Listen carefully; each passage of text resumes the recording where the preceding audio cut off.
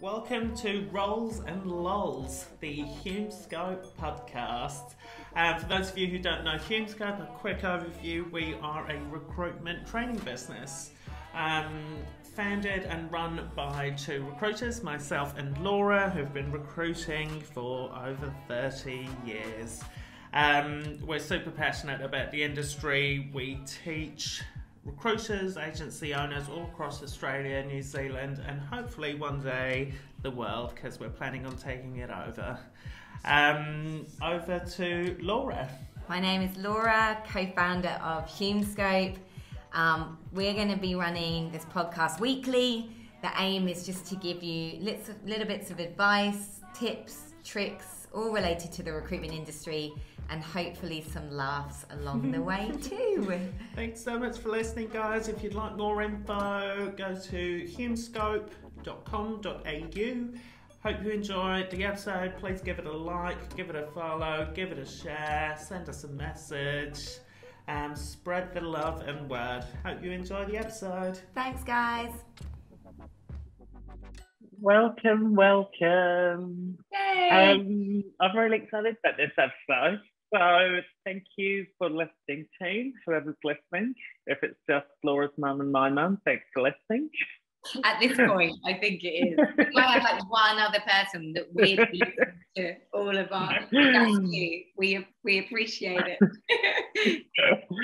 So this week's episode is all around salaries, comms, what recruiters are looking for in recruitment agency land. So Laura and I put together a survey that went out to thousands of recruiters on our database. We have 304 recruitment professionals from agency land complete a series of 10 questions, which were related to remuneration, benefits that they receive, flexibility that they receive, commissions, what they were looking for in a new role, and the data is pretty insane. Actually quite surprising. Not insane. And I haven't, Ez has a mind for this stuff, right? It breaks my brain. So Ez has spent like a whole day doing the analysis on this, and I don't really know what we've come out with yet. So we thought, because we were just about to debrief on it, we thought actually we would debrief on it on the poddy, and I'm going to guess what some of the answers are. And now I instantly feel panic because I feel like I'm Oh, excuse me. This is quite nerve-wracking to you. I'm going to ask you a whole series of questions, and if you get wildly wrong, it's like, Laura, are you even in recruitment? Do you even know what's going on? Actually, yeah, this might really impact my reputation. People come to me for advice. Well, look, after this session, I'll be clued up, won't I? Yeah. We'll find out if they should be seeking your advice. All right, just hit me. Okay, I reckon if we do a question to you around each of the questions that we ask the people, if that makes sense. Not really. Okay. So we ask, first of all, is around base salary. So this is excluding super, and we ask people across all levels or all sort of at which stage of their career they were at. So we asked them, if they were junior consultants, what were their salaries? So what do you reckon a junior consultant on average across the whole of Australia is paid as a base salary? This is such a tough one because I swear salaries haven't changed at that level that much. So I want to be surprised. I would say 55k to 60k. We need one of those things. 63k plus super. You're Not right. far off. It's definitely gone up. Definitely gone up. It has, hasn't it? I remember 5, 6 years ago as a consultant getting 50. Yeah. Plus super. Yeah. Okay, I reckon the one that most people will be thinking of is, what does a senior consultant, this is the question that I get asked most, how much do my senior consultants be on? What's the average? What do you reckon? And also, I should preface this with, we also asked average experience level across these. So our senior consultant data, on average, they had 5.8 years experience across recruitment. What is a 5.8 year experience senior consultant across Australia on average getting? Okay, so all the noise in the market would tell you they're getting like 250 grand. Yeah, and the firstborn of the owner of the business. So it's a tricky one, right? Because I think the only things that we hear about are the recruiters that are getting massively inflated salaries. I feel like that's all we hear. Like, oh, we heard the other day that a senior consultant got offered a base of 130k, plus they were getting guaranteed comms, plus they got a car, plus, you know, their firstborn university fees were paid, you know, like you hear all of this stuff. But 6 years tenure is also pretty high. So I would say we're going to be looking at the very cusp of the 6-figure mark. This one you've come in higher at, Laura. On Is average, a senior consultant in Australia with 5.8 years experience is on 89,000 plus super. See, that feels normal. Yeah, that is normal. And you're exactly right in what you said. It's the squeaky wheel gets the most attention, i.e. the squeaky wheel in this case, meaning the senior consultant that's managed to negotiate the most incredible salary with the most incredible benefits, but it's one-off. Senior consultants are not getting 110 to 125 plus all these amazing benefits. On average, they're getting 89 plus super, which is a good salary. Yeah, which is a good salary and a sustainable salary for recruitment agencies. Yeah. I think it's really important for agencies to hear that and to see we don't have to be paying these massively inflated salaries. Otherwise, it's a race to the bottom. Also, what is the squeaky wheel analogy? I don't know, the squeaky wheel gets the most attention. Like, you don't pay attention to the wheel that's working and just going round and round. It's the squeaky one that you go, hang on, what is that? It's the squeaky wheel gets the most attention. Where do you find that? Okay, so salaries, obviously we'll get more data around that across over the next few weeks, so we've put that into all of the different titles, and stay tuned on the Hume Scope LinkedIn page, which is where we're releasing it. The second question we asked was around benefits and what people are currently getting. So we did an analysis based on job title, but this one I just want to ask you on overview of all 304 people that filled it out, what benefits do you think are the most prevalent? So 74% of people get this one benefit. Personally, I don't think it's a benefit, but it's cool for the trade. Oh my goodness. What can some of them be? What do you think the top 2 or 3 I think it's still going to be like old school things like incentive lunches. Yes, that was quite up there.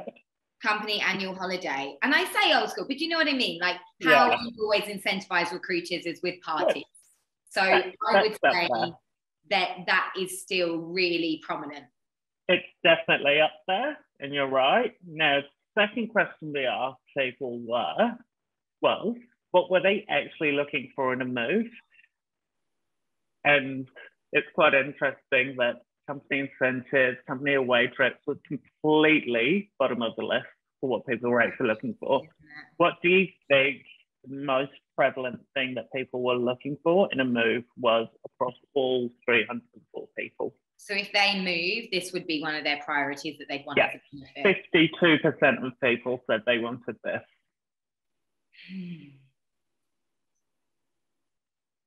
I wonder if it's like higher base. We've been banging on about salaries. I think it might be something serious, like something like better commission scheme or more opportunities to earn, profit share. I think it actually might be something more serious. Like if we've got on that list that the lowest interest that would cause people to want to move or that they care about is things like the company away days and those types of things, then I actually think it's going to hit the other end of the scale, and it might be actually something either career focused, like I'd hope it was L&D or L&D was up there, or I think it could be ability for earning. What is it? You're right, Laura Hope.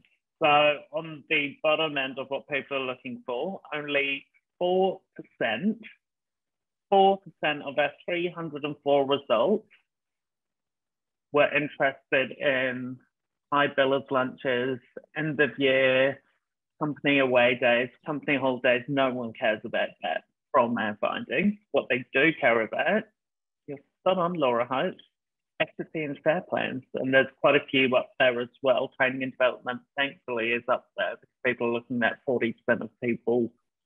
That was what they were looking for. But yeah, that's quite interesting. And not surprising because those company away days, the lunch clubs for high billers, they're kind of, not that they're not important, but they're kind of a given now. Yeah, it's a given that you're doing them. Yeah, it shouldn't be the thing that draws people in because it's not making people interested in the role. But this is the thing, I think we use them as culture builders. No, I think we need to use them as culture builders rather than benefits that you get. But it's what I see highlighted across every agency's EVP. And that is what I would call like a real extrinsic motivator. You're not going to stay motivated by that stuff after you've been on one or two of them long term. Do you reckon we've got one more in us? One more. Flexibility. Okay. We won't even go into the rest. But flexibility, analysis of all the results. The options were, this question was, what sort of flexibility do you get? The options were complete flexibility with no requirement to come to the office at all.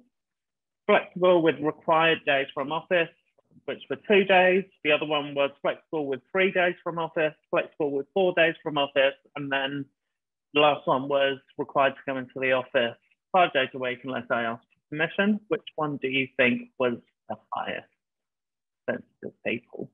I would say flexibility with 2 days required in the office. Yes, Laura Hope, better than a high. That's good. It's nice that people are being listened to. Yeah.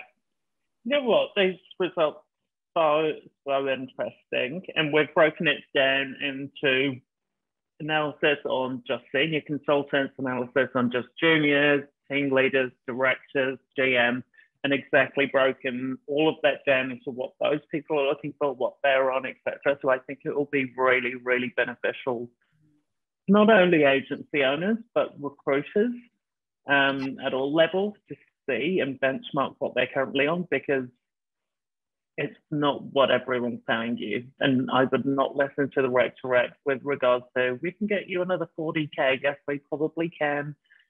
In an agency that's desperate for recruiters, but those expectations are so incredibly high and it's unsustainable. So hopefully what this will do, this report, is bring expectations down to realistic levels. Yeah, and I think for recruiters as well to be thinking about what makes up a great package, because a base salary does not define everything. And I think even giving some food for thought to what other companies are offering in terms of the full package, rather than just these inflated salaries that we hear about, the squeaky wheels. Squeaky wheel gets the most attention. I think there will be a lot in here that will surprise people. Yeah. It's a great salary survey. We'll release it mid-July, but we are running a webinar with more insight to the results, and we have that out now. So if you'd like some more details, let us know. Yes, 17th of June, 9 a.m. Melbourne time, an hour-long webinar. If you're wanting to come and sort of have a deep dive into the results before we release the survey, we'll put a link in so you can join. Thanks, guys. Bye.